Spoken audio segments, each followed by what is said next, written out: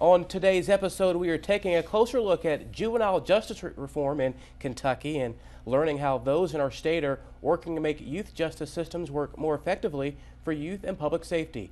Kentucky State Senator Whitney Westerfield is our guest, and we're continuing the conversation, and we once again appreciate you joining us here on the program. Glad to be here. I appreciate you having me back.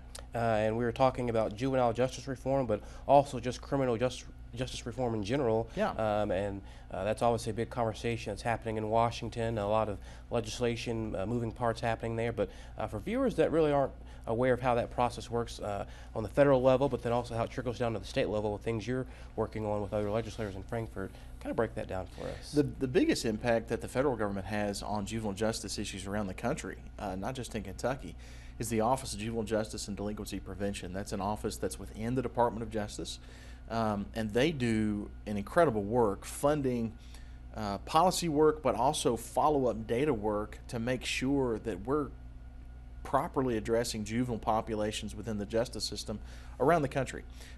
Kentucky's been the beneficiary of some OJJDP grant dollars and some technical assistance funded through some of those dollars.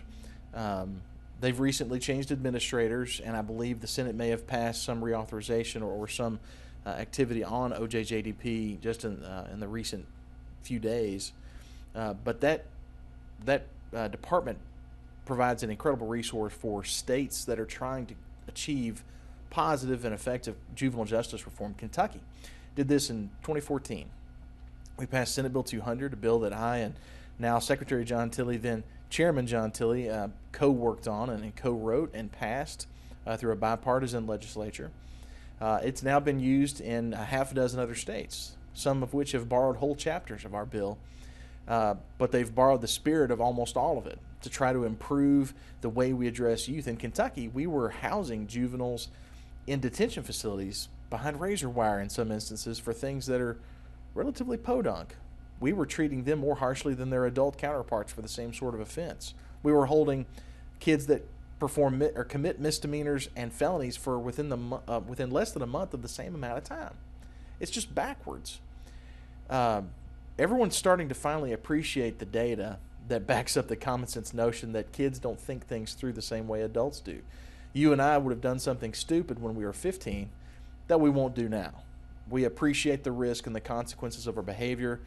Our justice system should reflect that scientific thinking and make sure that we address problem behavior in youth that's meaningful and that sets their path on a better trajectory. That doesn't always mean locking them up behind razor wire and treating them like an adult inmate. Sometimes it means addressing that behavior in a different way. Sometimes it means wrapping services around not just that child, but the family that they're in to make sure that they have the resources they need. We were being, and still are, in my opinion, in some ways, overly harsh on kids that perform status offenses. Status offense is a crime that wouldn't be a crime if they were an adult. If a kid's a habitual runaway, what are they running away from? Let's not just punish the behavior. Let's get at what's going on and try to fix that. We continue to do that work, and we still see issues here in Kentucky with it. And let's talk about the upcoming 2019 General Assembly getting underway in just a short couple of weeks. You're working on some bills to address this juvenile justice reform, so talk about that.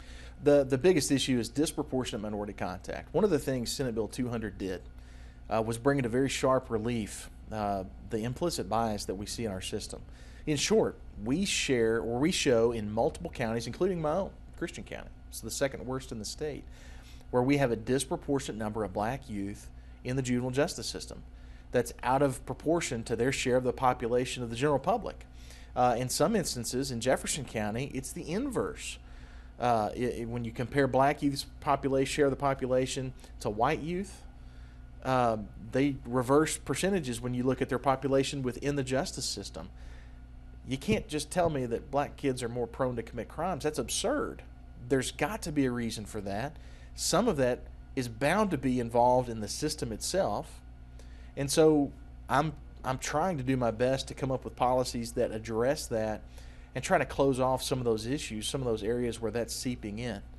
I've got a bill that's been worked on for a couple of years now. It failed prior to this year, prior to 2019. I'm going to try it again. That calls for different training, calls for data to be collected, so we're identifying that going forward. Hopefully we can take a crack at solving that issue.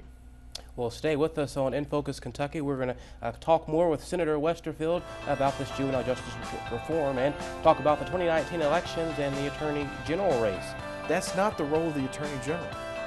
And if people are going to vote for me, I tell them I'm not going to protect a conservative Republican governor. I'm not going to attack a Democratic one. I'm going to do the job that people ask the AG to do.